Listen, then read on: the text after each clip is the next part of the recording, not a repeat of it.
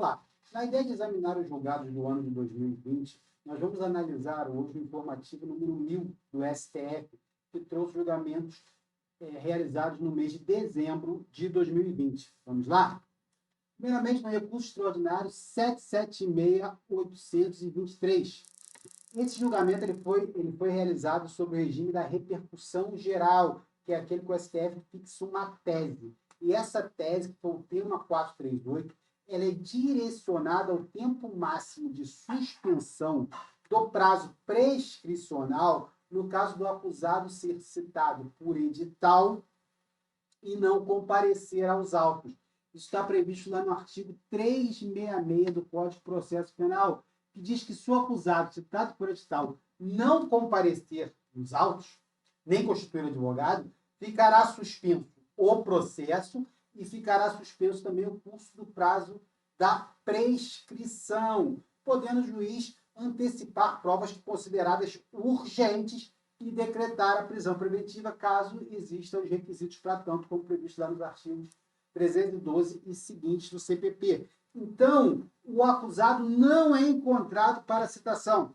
Ele é citado por edital. O processo fica, se ele não comparecer nos autos, o processo fica suspenso, assim como fica suspenso o prazo prescricional. Ressaltando que desde 96 há essa determinação de suspensão do processo, uma vez que, tendo sido essa citação ficta por edital, o processo não pode prosseguir sem a presença, sem a certeza da ciência do conhecimento do acusado acerca desse processo penal. Então, não pode o juiz fixar um advogado dativo ou a defensoria pública para atuar naquele processo que o citado por edital não apareceu. Ressaltando que, atualmente, existe a possibilidade da citação por hora certa, que, no caso do oficial de justiça desconfiar, atestar que o acusado está se escondendo para não receber a citação, é um caso de citação ficta, mas nesse caso o processo vai continuar, não vai ficar suspenso, sendo nomeado advogado dativo. Mas sendo a citação por edital, desde 96, o artigo 366 prevê a suspensão do processo e também a suspensão, não a interrupção, a suspensão do prazo prescricional. E se discute por quanto tempo esse prazo prescricional pode ficar suspenso. Justamente esse é o objeto desse tema 438, que diz que, em caso de inatividade processual decorrente da citação por edital, ressalvado aqueles crimes da Constituição Federal que são imprescritíveis, como racismo e ação de grupos armados contra a ordem democrática, é constitucional limitar o período de suspensão do prazo prescricional ao tempo da prescrição da pena máxima e abstrata combinada ao crime, a despeito do processo permanecer suspenso. Então, essa suspensão do prazo prescricional, ela somente pode ocorrer, salvo lá os crimes lá imprescritíveis, ela só pode ocorrer de acordo com o prazo prescricional relacionado à pena máxima em abstrato aplicada ao delito. Então, não é uma suspensão ad eterna. Mas o processo continua suspenso? Continua suspenso. O que não fica suspenso é essa suspensão do prazo prescricional. Então, eu tenho lá um delito, eu citei por edital, ele não compareceu, suspendeu o processo, suspendeu o prazo prescricional. Após passar o período de prescrição relacionado ao tempo máximo, a pena máxima e abstrata combinada pelo legislador, o prazo prescricional retorna a correr, mas não o processo, tá certo? Por que o STF decidiu assim? Pela vedação do caráter de penas de caráter perpétuo, conforme consta na Constituição, pela duração razoável do processo e para atender o devido processo legal, já que a regra em nosso sistema jurídico é a prescritibilidade, tá certo? Somente naqueles crimes que a Constituição entende como não imprescritíveis, tá certo? Nesse sentido, nós já tínhamos a súmula 415 do STJ, que diz que o período da suspensão do prazo prescricional é regulado pelo máximo da pena combinada. Então, tem um encontro aí da jurisprudência do STF e da jurisprudência do STJ, tá certo? Vamos para o próximo? Esse aqui é o recurso extraordinário 776.823, que gerou o tema 758, também na sistemática lá do julgamento pela repercussão geral. Esse tema ele é ligado à falta grave realizada durante a execução da pena. Se o indivíduo cometer crime doloso no curso da execução da pena, importa em uma falta grave, que vai trazer malefício, obviamente, no cumprimento dessa pena.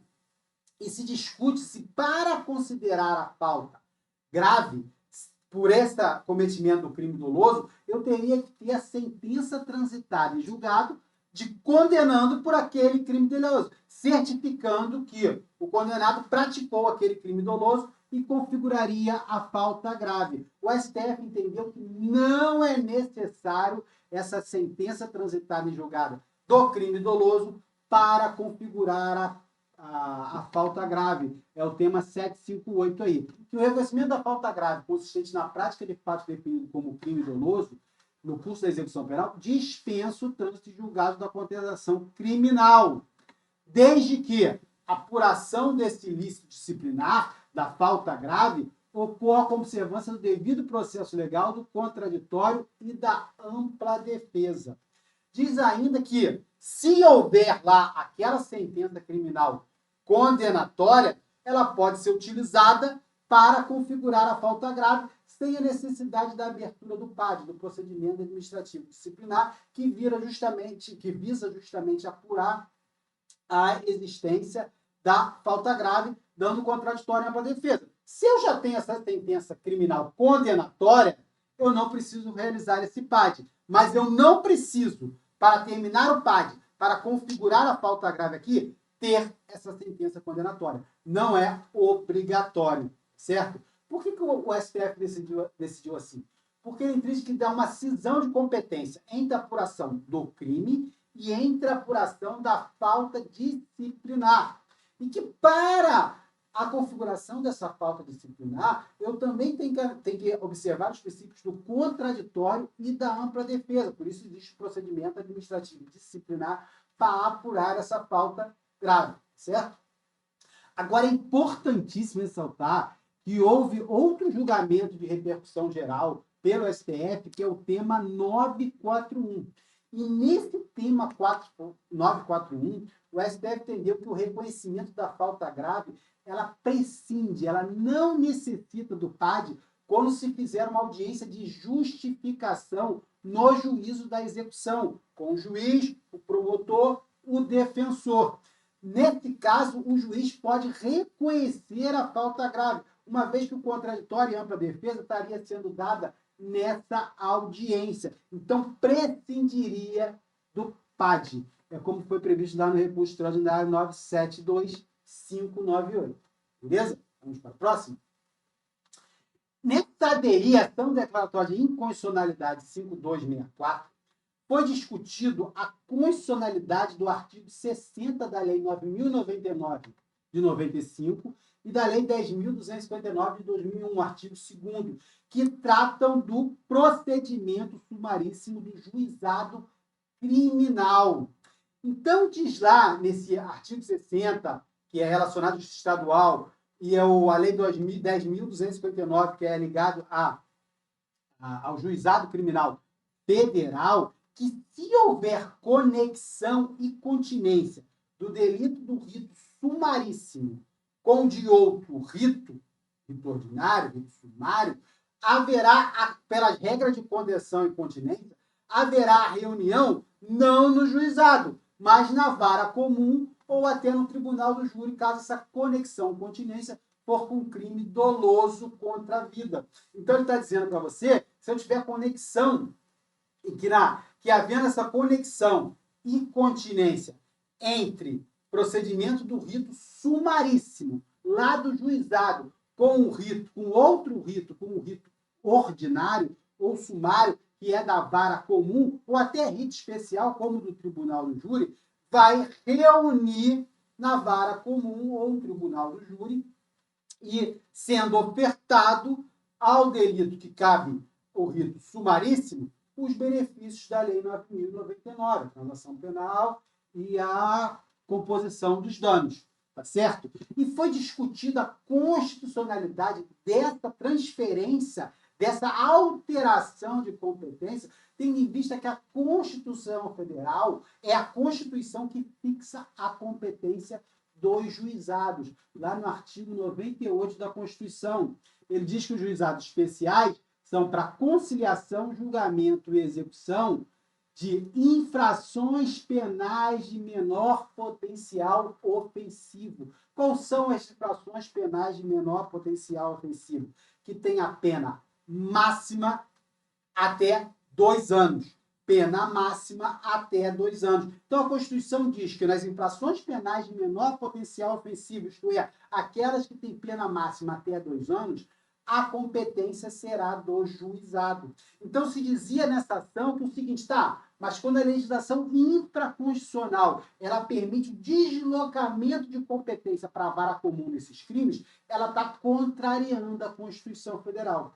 Só que veio o STF agora, nessa ADI, e ela julga improcedente essa declaração de inconstitucionalidade. Diz que não há inconstitucionalidade, que pode sim haver essa alteração de competência. Por quê? Porque a competência do juizado para os crimes de menor potencial ofensivo é relativa, sendo constitucional as disposições legais que determinam a modificação da competência para outro juízo em caso de conexão ou continência.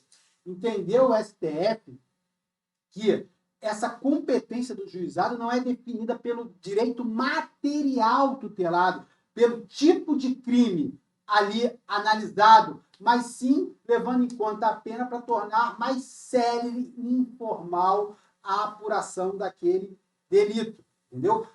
Oferecendo a transação penal e a composição do dano, uma vez que se trata de crimes de menor gravidade. Foi salientado ainda que na própria lei 9.099, a lei do juizado, há hipóteses de deslocamento de competência que não são ligados à conexão e continência. Por exemplo, lá no artigo 77, ele diz que o acusado não encontrado para citação, o processo é deslocado para a vara comum, para o juízo comum. E também, se o fato for complexo ou as circunstâncias do caso não permitirem a formulação de forma imediata e oral da denúncia, também há esse deslocamento. Então, ele entendeu que não há qualquer inconstitucionalidade na alteração da competência, do deslocamento da competência, em razão da conexão e da continência, devendo, é claro, ser aplicado a esse delito de menor potencial ofensivo a transação penal e a composição dos danos civis lá na vara comum. Perfeito?